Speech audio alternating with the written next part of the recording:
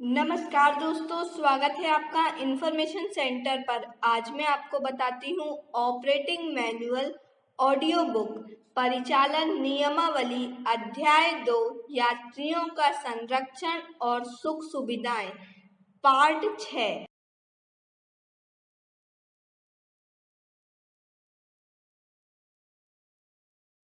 महिला यात्री पैरा 2037 अलग स्थान निश्चित करना का कुछ मेल एक्सप्रेस और यात्रियों का वहन करने वाली कुछ अन्य महत्वपूर्ण गाड़ियों में पहले दर्जे में केवल महिलाओं के प्रयोग के लिए स्थान आरक्षित किया जाता है।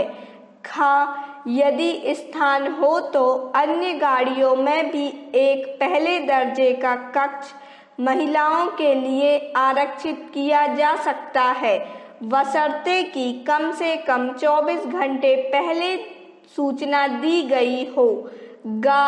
दूसरे दर्जे के यात्रियों का वहन करने वाली सभी गाड़ियों में कम से कम एक दूसरे दर्जे का कक्ष महिला यात्रियों के लिए आरक्षित किया जाता है। जिन कक्षों की खिड़कियों में लोहे की सलाखें न हों, उन्हें साधारणतः महिला यात्रियों के लिए आरक्षित न किया जाए। महिला यात्रियों के लिए आरक्षित कक्ष यथासंभव पिछले ब्रेकयान के पास लगाया जाए। जब कक्ष महिलाओं के लिए आरक्षित किए जाएंगे तो उनके दोनों ओर लेबल लगाए जाएंगे। महिलाओं को उनके लिए अलग निश्चित किए हुए स्थान का उपयोग करने के लिए प्रेरित किया जाएगा, किंतु किसी भी दशा में उन्हें उसमें बैठने के लिए बाध्य नहीं किया जाएगा।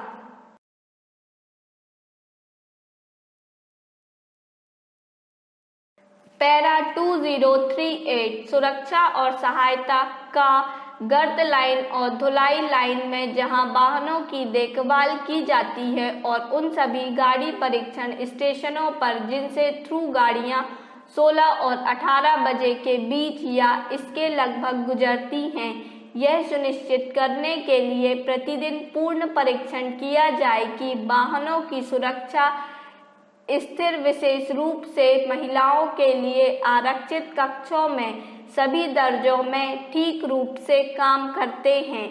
ऐसे परीक्षण के लिए प्लेटफॉर्म की ड्यूटी पर नियुक्त सहायक गाड़ी परीक्षक विशेष रूप से उत्तरदायी होगा।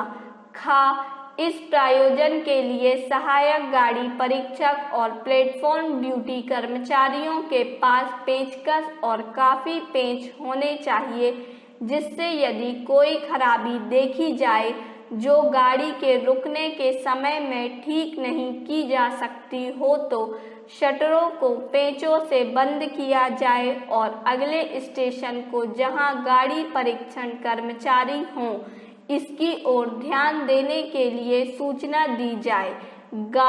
सभी इंजन बदलने वाले स्टेशनों पर गाड़ी परीक्षण कर्मचारी निरीक्षण करेंगे और उन्हें काफ़ी मात्रा में पानी से साफ कराएंगे और शौचालयों को विसंक्रमित करेंगे।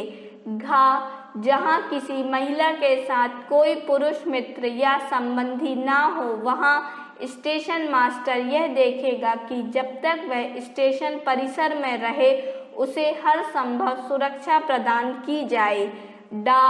किसी भी दशा में किसी गाड़ी में महिलाओं के लिए आरक्षित कक्ष में पुरुष यात्री सिवाय 12 वर्ष से कम आयु के बालक की यात्रा करने की अनुमति नहीं दी जाएगी।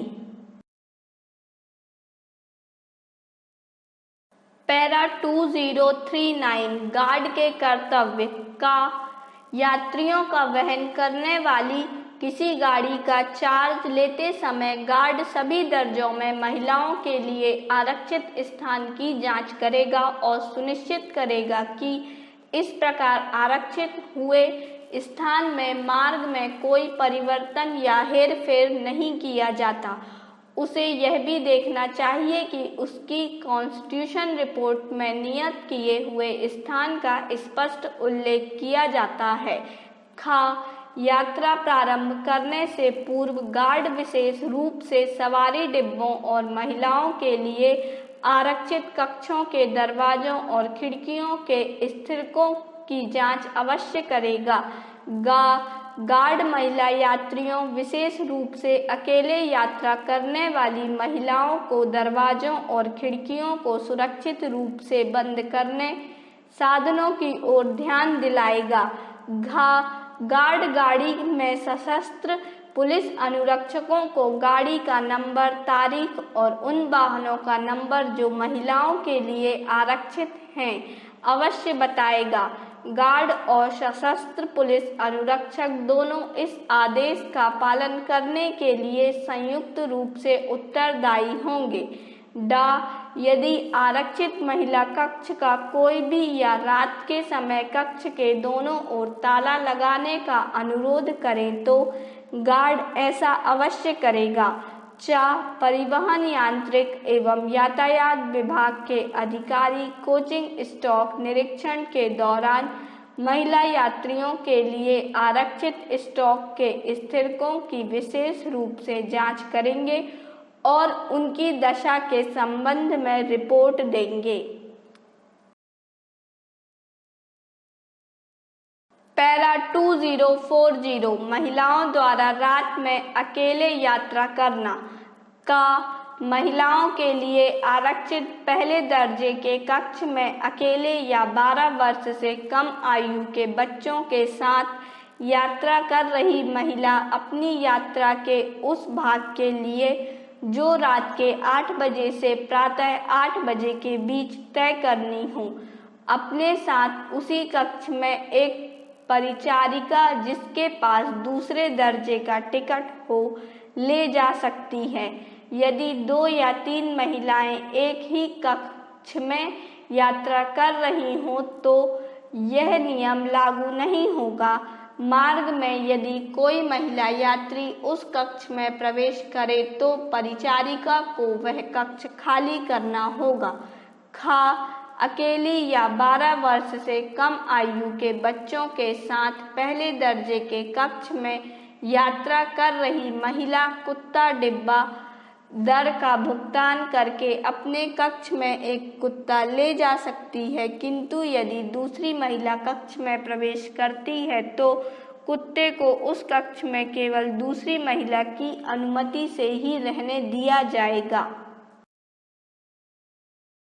पैरा 2041 डॉक्टरी सहायता का गाड़ी या स्टेशन कर्मचारियों का यह कर्तव्य है कि वे रेल परिसर में घायल हुए किसी भी व्यक्ति का तत्काल प्रथम उपचार करें। यदि गंभीर मामला हो तो स्थल पर उपस्थित वरिष्ठतम अधिकारी निकटतम उपलब्ध अस्पताल, रेलवे, सिविल, सैनिक या गैर सरकारी से तुरंत डॉक्टरी सहायता मंगाएं। यदि आवश्यक हो तो रोगी को यथाशीघ्र निकटतम अस्पताल में पहुंचाया जाए। साधारणतया रोगी को निकटतम रेलवे, सैनिक, नगर पालिका या सिविल अस्पताल में पहुंचाया जाए, किंतु निम्नलिखित मामलों में उसे समीप के किसी गैर सरकारी अस्पताल में भी ले जाया जा सकता है। पहला, जब दुर्घटना स्थल से 8 किलोमीटर के घेरे में कोई रेलवे, सिविल, नगरपालिका या सैनिक अस्पताल ना हो।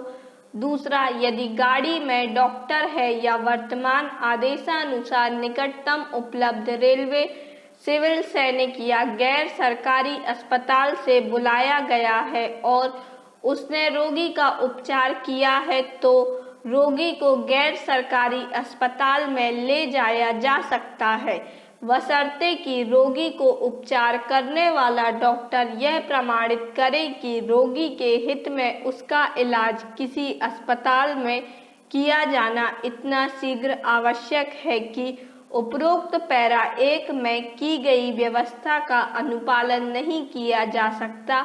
इस प्रायोजन के लिए प्रमाण पत्र पर डॉक्टर द्वारा हस्ताक्षर किए जाने चाहिए।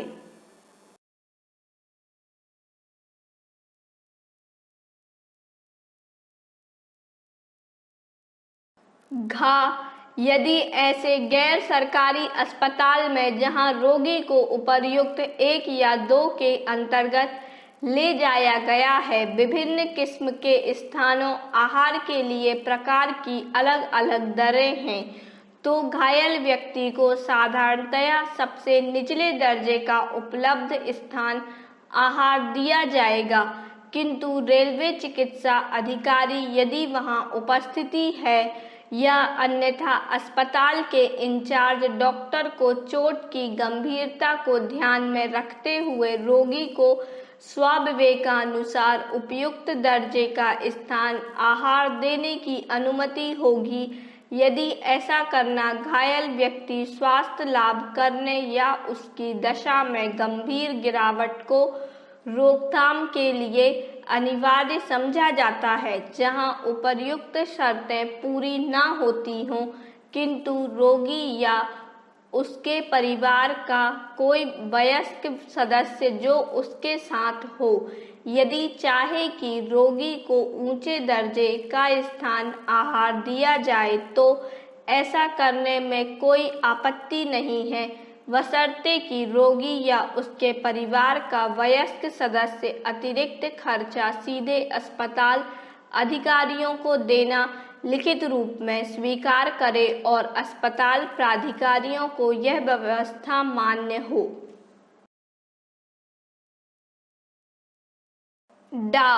इसके अलावा रेल कर्मचारियों को निम्नलिखित दशाओं में बाहरी डॉक्टरी सहायता मंगवाने का भी अधिकार है। पहला, गाड़ी में प्रसूति की दशा में। दूसरा, चिकित्सा संबंधी किसी आपात स्थिति जैसे दिल का दौरा, कॉलिक, स्ट्रैंगुलेटेड हार्निया आदि में। 4, रोगी को डॉक्टरी सहायता मुफ्त दी जाएगी यदि उसको लगी चोटों के लिए रेलवे उत्तरदायी है। ऐसे मामलों में संबंधित डॉक्टर से बिल प्राप्त होने पर उसकी फीस रेल प्रशासन देगा। अन्य सभी मामलों में डॉक्टर की फीस का भुगतान सीधे रोगी द्वारा दिया जाएगा। फीस की कोई दर निर्धारित नहीं है, यह रोगी और डॉक्टर द्वारा परस्पर तय की जाएगी। 6, सभी बीमार यात्री, ऐसे यात्री जिन्हें चोटें आई हों किंतु जिनके लिए रेलवे उत्तरदायी ना हो और जो अपनी यात्रा जारी रखने में असमर्थ हो, ऐसे स्टेशनों पर जहां रेलवे द्वारा चिकित्सा का कोई प्रबंध ना हो, निकटतम सार्वजनिक अस्पताल या औषधालय में पहुंचाए जाने के लिए पुलिस को सौंप दिए जाएंगे। यदि यात्री रेलवे डॉक्टर द्वारा चिकित्सा कराना चाहे तो गाड़ी का गार्ड या स्टेशन मास्टर निकटतम स्वास्थ्य केंद्र के डॉक्टर को यात्री की चिकित्सा के लिए तार जारी कर सकता है। तथापि यात्री को यह समझा दिया जाना चाहिए कि रेलवे डॉक्टर द्वारा डॉक्टरी सहायता मुफ्त नहीं होगी और उसे रेलवे डॉक्टर की समय समय पर यथा निर्धारित फीस देनी होगी। यदि यात्री को लगी चोट ऐसी ना हो जिसके लिए रेलवे उत्तरदायी है।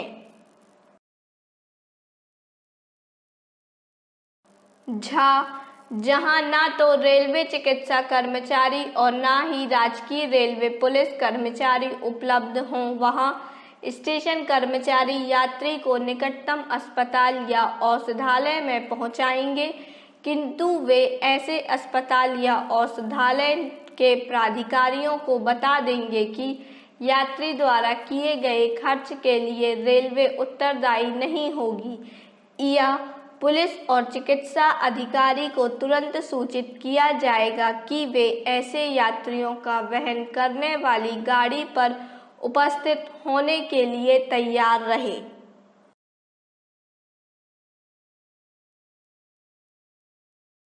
हमारे इस वीडियो को एंड तक देखने के लिए आपका बहुत बहुत धन्यवाद।